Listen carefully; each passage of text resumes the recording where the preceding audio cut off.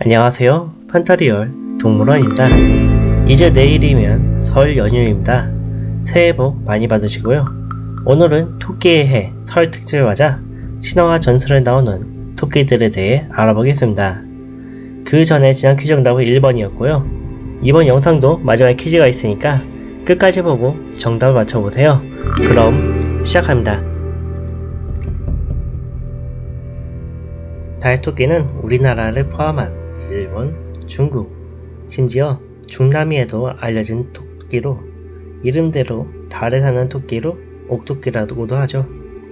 이들은 국가마다 조금씩 전설의 차이가 있는데 중국 신화에서는 절구로 약초를 빻고 있지만 한국과 일본에서는 떡방어 찍고 있다고 하고 중국과 한국에서는 토끼가 개수나무 아래서 절구를 짠다고 전해지지만 일본 설화에는 나무가 등장하지 않죠.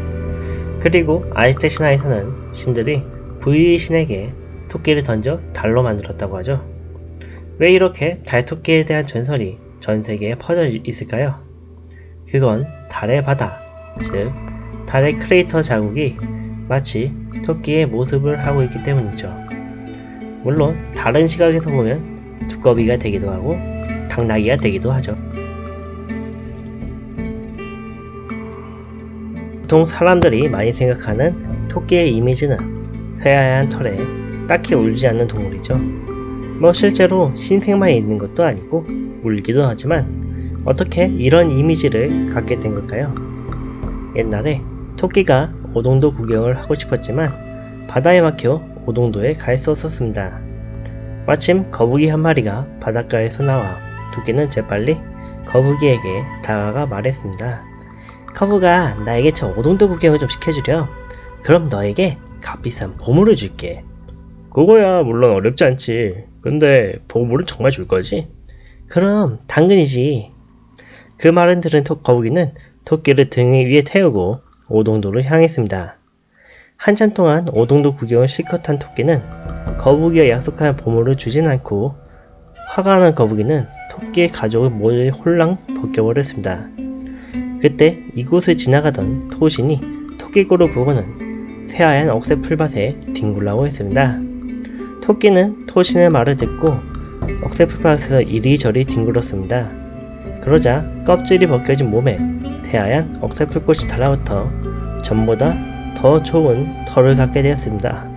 하지만 토끼는 이때부터 거짓말도 참말도 하지 못하는 벙어리가 되었다고 하네요. 토끼에게 뿔이 달렸다고 하면 세상 그 누가 그 말을 믿을까요? 하지만 뿔 달린 토끼에 대한 전설은 여러 지역에서 전해지고 있습니다. 이라크의 알미라즈는 유니콘의 뿔을 가졌고 북미 대륙의 제칼로프는 사슴의 뿔을 가졌으며 독일의 볼포팅어는 뿔은 물론 날개까지 달렸습니다.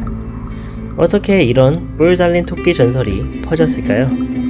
아마 인유두종 바이러스 때문일 겁니다. 유두종은 사마귀 비슷한 젖꼭지 모양의 양성 종양으로 사람도 걸릴 수 있으며 심하면 암으로 이어지죠.